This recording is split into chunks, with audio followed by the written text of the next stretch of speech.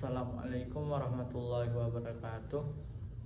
Di sini saya akan menjelaskan pengertian, isi kandungan serta asbabun nuzul dari surat Al-Fatihah. Surat ini dinamai Al-Fatihah karena ia merupakan surat pertama ditulis di dalam Al-Quran. Selain itu, karena surat ini selalu mengawali di setiap sholat, surat Al-Fatihah adalah suatu surat yang sangat mulia dan memiliki banyak kemuliaan. Nama Al-Fatihah sebetulnya kependekan dari Fatihah Al-Kitab atau Fatihah Al-Quran. Selanjutnya, keterbukaan ialah menghilangkan ketertutupan. Dalam kesulitan ada dua macam keterbukaan. Pertama itu keterbukaan yang terdapat dilihat dengan mata lahir, seperti terbukanya pintu dan sejenisnya, dan seperti terbukanya kunci, penutup, dan barang-barang yang lainnya. Surat Al-Fatihah memiliki makna yang mendalam dan penting dalam kehidupan umat Islam. Nama Al-Fatihah dipilih karena sebagai surat pertama dalam Al-Quran. Konsepnya itu sebagai keterbukaan yang terkandung dalam nama ini, mencakup aspek fisik dan spiritual. Dapat disimpulkan bahwa surat Al-Fatihah tidak hanya merupakan doa pembuka dalam ibadah sholat, tetapi juga membawa pesan yang mendalam tentang hubungan antara manusia dan Allah, serta pentingnya amal sholih sebagai landasan bagi keselamatan di akhirat. Selanjutnya itu surat Al-Falaq. Surat Al-Falaq ialah surat dengan urutan ke-113 dalam Al-Quran, merupakan surat ke-20 atau 21 yang diturunkan kepada Nabi Muhammad SAW. Surat ini berjumlah 5 ayat dan turun sesudah surat Al-Fil. Isi kandungan surat Al-Falaq ini memiliki makna berlindung kepada Allah dari kejahatan makhluknya, dari jin, dari manusia, dan dari yang lain-lainnya, serta dari gelap gulita, dan juga dari kejahatan iri dan dengki. Selanjutnya itu surat Al-Kafirun. Surat ini menjelaskan, menekankan perbedaan antara keyakinan Nabi Muhammad SAW dan orang-orang kafir dalam menyembah Tuhan. Dalam teks tersebut, Nabi Muhammad SAW diperintahkan untuk menegakkan perbedaan mendasar antara Tuhan yang disembahnya dengan Tuhan yang disembah oleh orang-orang kafir. Ketegasan dalam menyampaikan perbedaan ini penting untuk menjaga kesucian akidah dan tauhid. Dengan demikian, penjelasan di atas menegaskan pentingnya memahami perbedaan keyakinan dan menjaga kesucian akidah tauhid dalam ibadah kepada Allah Subhanahu wa taala. Selanjutnya itu surat Al-Ma'un. Surat ini diturunkan di Mekah sesudah surat Al-Takasur. Nama surat ini diambil dari kata Al-Ma'un yang diambil pada ayat terakhir. Menurut etimologi, Al-Ma'un berarti banyak harta, berguna, dan bermanfaat, kebaikan dan ketaatan, dan zakat. Surat ini menggambarkan orang yang tidak mau membayar zakat dan tidak mau pula berinfak untuk membantu fakir miskin. Allah mengancam orang yang mempunyai banyak harta tetapi tidak mempunyai kepedulian sosial. Dalam maknanya yang lebih luas, kata-kata itu berarti bantuan atau pertolongan dalam setiap kesulitan. Dapat disimpulkan pentingnya kepedulian sosial pada surat Al-Ma'un ini, khususnya dalam membantu fakir miskin dan memberikan zakat. Surat ini mengkritik sikap egois dan tidak peduli terhadap sesama, terutama orang-orang yang memiliki banyak harta. Baik, selanjutnya pengertian dan isi kandungan surat Al-Ikhlas. Pengertian surat Al-Ikhlas merupakan surat yang ke-112 dalam kitab suci Al-Quran menurut Mushaf Utsmani, meskipun ditempatkan di bagian akhir Al-Quran. Surat Al-Ikhlas ini adalah surat terpendek yang ada dalam Al-Quran. Walaupun pendek, namun kandungan surat ini memiliki bobot yang setara dengan sepertiga Al-Quran. Surat Al-Ikhlas menegaskan keesaan Allah dengan sifatnya yang ahad atau keesaannya. pengertian bahwa seseorang harus percaya bahwa Allah SWT tidak terdiri dari unsur-unsur atau bagian-bagian. Karena bila zat yang kuasa itu terdiri dari dua unsur atau lebih, betapapun kecilnya unsur itu atau dengan kata unsur lain merupakan syarat bagi wujudnya, dan ini bertentangan dengan sifat ketuhanan yang tidak membutuhkan sesuatu apapun. Selanjutnya adalah surat Al-Nasr. Surat An-Nasr adalah surat yang diturunkan setelah terjadinya peristiwa Fathu Mekah pada bulan Ramadan tahun 8 Hijriah, dan surat ini dikategorikan sebagai surat Madaniyah. Surat An-Nasr menjelaskan tentang pertolongan Allah kepada kaum muslimin sehingga meraih kemenangan atas kaum musyrikin Quraisy dengan ditaklukkannya kota Mekah pada peristiwa Fathu Mekah dan mulainya berbondong-bondong orang untuk masuk Islam. Selanjutnya itu adalah surat Al-Kautsar. Surat Al-Kautsar ini berarti nikmat yang banyak dan diambil dari ayat pertama dari surat ini, artinya karunia Allah berupa telaga Al-Kautsar bagi orang-orang penghuni surga. Pokok isi surat ini adalah perintah melaksanakan sholat dan berkorban, karena Allah memberikan banyak kenikmatan untuk mereka yang beriman, sedangkan para orang kafir pembenci Nabi Muhammad yang mengatakan keturunan Nabi terputus karena semua putranya telah wafat. Selanjutnya pengertian dari surat Al-Fil. Surat Al-Fil adalah surah yang menceritakan tentang kisah perjuangan kaum muslimin dalam menjaga Ka'bah dari pasukan gajah yang akan menyerang Ka'bah, dan Allah mengirimkan begitu banyak burung untuk membantu pasukan Nabi Muhammad atau pasukan kakek-kakek Nabi itu dalam menyelamatkan Ka'bah.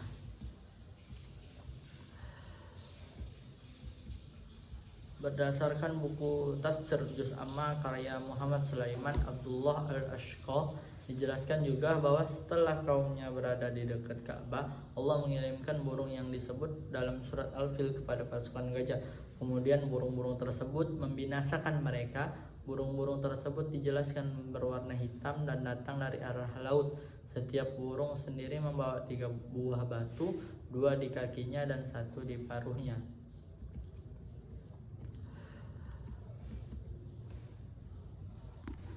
Baik, selanjutnya itu adalah surat At-Tin. Surat At-Tin tersebut dapat diketahui bahwa surat ini berisi peringatan kepada seluruh manusia yang tidak mau beribadah dan diancam oleh Allah SWT akan dimasukkan ke dalam neraka.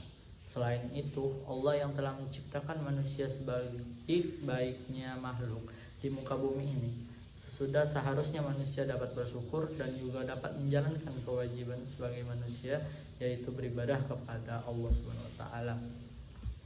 Surat ini berkisah tentang teguran Allah kepada manusia. Kerasnya teguran Allah ini ditandai dengan sumpah pada beberapa ayat di awal surat ini. Tentang sebab turunnya ayat ini, Ibnu Jarir meriwayatkan dari Ulfi dari Loni Abbas yang berkata, ayat ini turun berkenaan dengan beberapa orang zaman Rasulullah yang dipanjangkan umurnya hingga menjadi pikun. Orang-orang lain bertanya tentang mereka ketika pikiran mereka telah tidak berfungsi lagi. Allah SWT lalu menerangkan bahwa mereka mendapat ampunan. Artinya mereka hanya diganjar dari apa yang mereka kerjakan ketika berpikir pada saat masih sehat dan baik. Baik, selanjutnya adalah surat Al-Mujadilah ayat 11. Surat ini dinamai Al-Mujadilah yang artinya wanita yang mengajukan gugatan, karena pada awal surat ini disebut bantahan seorang wanita, dan dinamai juga Al-Mujadalah yang berarti pembantahan. Surat Al-Mujadilah ayat 11 ini memberikan gambaran tentang perintah bagi setiap manusia untuk menjaga adab dan sopan santun dalam suatu majelis pertemuan, dan adab sopan santun terhadap Rasulullah SAW. Surat Al-Mujadilah merupakan salah satu surat dalam Al-Quran dengan jumlah 22 ayat. Surat ini turun di Madinah dan menjadi golongan surat Madaniyah. Surat ini diturunkan sesudah surat Al-Munafiqun. Dan isi kandungan dari surat Al-Mujadilah ayat 11 ini diantaranya adalah adab menghadiri majelis. Yang kedua itu orang yang memberikan kelapangan kepada saudaranya di majelis. Yang ketiga itu Allah akan meninggikan derajat orang yang beriman dan berilmu dengan beberapa derajat. Selanjutnya Allah Maha mengetahui apa yang dikerjakan hamba-hambanya dan motivasi di balik perbuatan itu. Selanjutnya yang terakhir itu ayat ini memotivasi orang-orang beriman untuk menuntut ilmu dan menjadi orang-orang yang berilmu. Baik, selanjutnya itu surat Ar-Rahman ayat 33. Surat ini menggambarkan keagungan Allah dan kekuasaannya yang tidak terbatas. Allah menyeru jin dan manusia serta mempersilahkan mereka untuk menjelajahi langit dan bumi jika mereka mampu melakukannya. Ini menunjukkan bahwa Allah memberikan kebebasan kepada ciptaannya untuk menjalankan dan memahami alam semesta yang luas. Namun pada saat yang sama, ayat ini juga menekankan bahwa meskipun manusia dan jin dapat menggunakan kemampuan mereka untuk menjelajahi ruang dan waktu, mereka tidak bisa melarikan diri dari takdir Allah dan kekuatannya. Pada saat yang sama, ayat ini juga menunjukkan bahwa di akhirat baik manusia maupun jin tidak bisa lari dari pertanggungjawaban atas perbuatan yang mereka lakukan di dunia. Baik, selanjutnya adalah An-Nisa ayat 8. Surat ini memiliki kandungan. Yang pertama itu Islam mengajarkan kasih sayang dan menyambut silaturahmi dan menolong sesama. Yang kedua itu ayat ini memerintahkan untuk memberikan bagian sedekah kepada kerabat yang bukan ahli waris, anak yatim, dan orang-orang miskin yang hadir saat pembagian waris, terutama jika warisan itu sangat banyak. Yang ketiga itu besarnya pemberian tersebut adalah sekadarnya, tidak seperti warisan yang jumlahnya sangat banyak berdasarkan ketentuan waris. Yang keempat itu ayat ini memerintahkan untuk bertutur kata yang baik kepada siapa saja, terutama pada kerabat. Selanjutnya isi kandungan surat An-Nisa ayat 146. Yang pertama itu Allah membukakan pintu taubat bagi orang-orang munafik yang mau bertobat. Yang kedua itu Allah menerima taubat orang munafik dengan 4 syarat: bersungguh-sungguh bertobat, memperbaiki diri, berpegang teguh kepada agama Allah, dan ikhlas dalam bertobatnya atau dalam menjalankan agama. Selanjutnya yang ketiga itu orang munafik yang telah bertobat akan bersama dalam golongan orang-orang beriman di dunia maupun di akhirat. Keempat itu orang munafik yang telah bertobat akan bersama dalam golongan orang-orang beriman baik di dunia maupun di akhirat. Yang kelima itu jika untuk orang-orang munafik saja mereka masih terbuka pintu tobatnya, untuk orang-orang beriman yang berdosa pintu tobat juga terbuka selebar-lebarnya. Baik, selanjutnya itu surat Al-Baqarah ayat 153. Ayat ini memerintahkan untuk memohon pertolongan kepada Allah SWT dengan sabar dan sholat, baik pertolongan meraih kebahagiaan di dunia maupun di akhirat. Dan juga ayat ini memiliki kandungan menghadapi cobaan. Saat menghadapi cobaan, seorang mukmin harus bersabar dan memperbanyak sholat. Yang ketiga itu Allah memerintahkan untuk sabar dan sholat sebagai penolong dan sebagai solusi orang-orang beriman dalam menghadapi kesulitan. Selanjutnya Allah SWT selalu membersamai orang-orang yang sabar. Dan yang terakhir, tetap tenang dan sabar dalam menghadapi beratnya kehidupan. Itulah makna dari sabar dan sholat di balik surat Al-Baqarah ayat 153 beserta isi kandungan yang penting diketahui oleh umat Islam. Begitu banyak pesan yang bisa diambil hikmah untuk memberikan keyakinan kepada kita bahwa di setiap kesulitan pasti ada kemudahan. Selanjutnya itu kandungan dari surat Al-Imran ayat 134. Surat Al-Imran ini menunjukkan sebagai karakter orang yang bertakwa. Yang selanjutnya itu surat ini diantaranya karakter orang bertakwa adalah gemar berinfak baik di kala lapang maupun di saat sempit. Yang ketiga itu Islam mengajarkan umatnya untuk gemar berinfak. Infak tidak akan mengurangi harta, justru mendatangkan keberkahan. Dan juga Islam mengajarkan umatnya untuk mengelola emosi dan menahan amarah. Itulah yang ada dalam surat Al-Imran ayat 134. Kesimpulannya ialah surat Al-Imran ini adalah surat Madaniyah yang menceritakan keluarga Imran, orang tua Maryam, ibu Nabi Isa alaihissalam, menunjukkan karakter orang bertakwa, yaitu gemar berinfak, menahan amarah, memaafkan, dan suka berbuat baik. Selanjutnya di surat Al-Anfal ayat 27. Kandungan dalam surat Al-Anfal ayat 27 ini adalah yang pertama itu larangan berkhianat, baik itu yang lain-lainnya, dan juga yang kedua itu menunaikan amanah.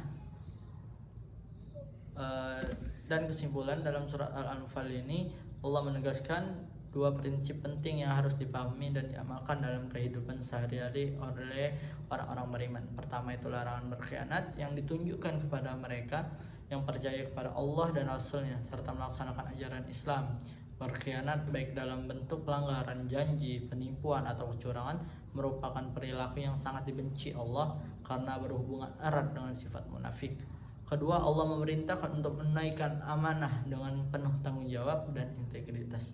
Ini berarti mematuhi perintah Allah dan menjauhi larangannya. Menjelaskan atau menjalankan amanah adalah kewajiban dan akan mendatangkan pahala dari Allah Subhanahu wa taala. Selanjutnya adalah surat Al-Ahqaf ayat 13.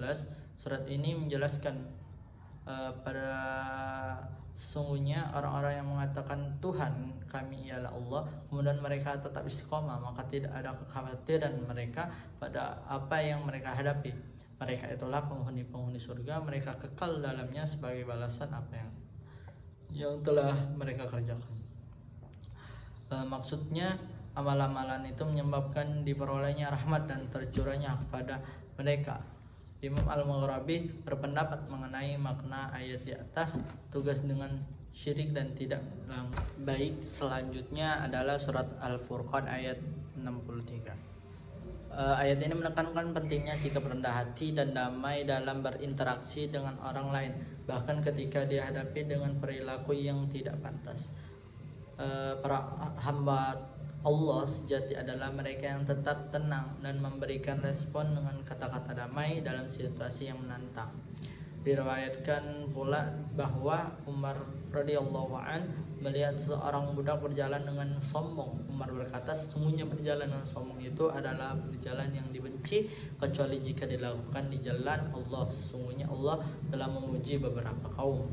Pada ayat tersebut dengan jelas menyebutkan bahwa ibadur rahman itu adalah mereka yang berjalan di muka bumi dalam keadaan tawadhu, dalam keadaan tunduk, dalam keadaan merasa bahwa dirinya adalah makhluk yang sangat kecil, tak mempunyai kekayaan apapun, tak memiliki ilmu apapun, walaupun orang lain memandang bahwa dirinya adalah orang yang berilmu, orang kaya ataupun orang yang memegang jabatan tinggi. Baik, selanjutnya itu surat Al-Isra ayat 27. Allah menyatakan bahwa para pemboros adalah saudara setan. Ungkapan serupa ini biasa dipergunakan oleh orang-orang Arab, orang yang membiasakan diri mengikuti peraturan suatu kaum atau mengikuti jejak langkahnya, disebut saudara kaum itu.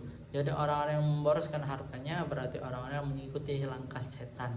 Itulah yang terkandung dalam surat Al-Isra ayat 27. Sedangkan yang dimaksud pemborosan dalam ayat ini ialah orang-orang yang menghambur-hamburkan harta benda dalam perbuatan maksiat yang tentunya di luar perintah Allah Subhanahu wa taala. Orang yang serupa inilah yang disebut kawan-kawan setan.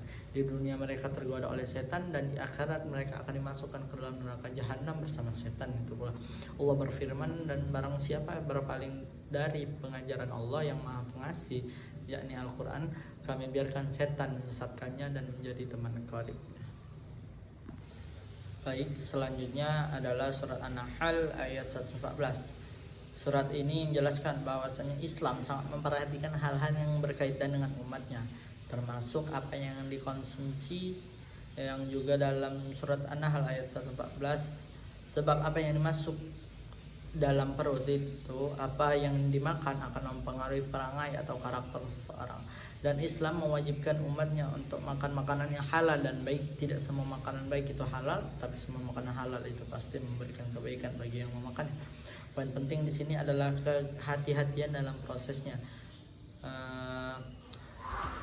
Dalam tafsir Al-Qur'anil Adim karya Ibnu Katsir, tafsir Al-Munir karya Syekh Wahba Az-Zuhail, tafsir fi Zilalail Quran karya Sayyid Qutb, dan tafsir Al-Azhar karya Buya Hamka menjelaskan bahwasanya Allah memerintahkan para hambanya untuk memakan makanan yang halal lagi baik atau halal dan thayyibah. Yang kedua itu makan yang dikonsumsi seorang muslim hendaklah memenuhi dua kriteria, yakni halal dan thayyib. Yang ketiga, makanan yang halal dan baik merupakan rezeki dan nikmat dari Allah Subhanahu wa taala. Baik, selanjutnya surat Al-Maidah ayat 90 sampai 91. Surat Al-Maidah ayat 90 sampai 91 ini menegaskan hukum terkait perjudian dan minuman keras dalam Islam. Dalam ayat tersebut Allah Subhanahu wa taala menjelaskan larangan dan hukuman bagi orang-orang yang terlibat dalam praktik tersebut. Ayat ini juga menyorotkan pentingnya menjauhi perilaku-perilaku yang merusak diri sendiri dan masyarakat. Selanjutnya, ayat ini tersebut tegas menggambarkan perjudian dan konsumsi minuman keras sebagai perilaku yang bertentangan dengan ajaran Islam dan prinsip-prinsip moral, dengan menyebabkan permusuhan dan kebencian di antara individu serta menghalangi konsentrasi pada kewajiban agama seperti sholat. Perjudian dan minum-minuman keras dianggap sebagai tantangan bagi ketentraman spiritual dan harmoni sosial.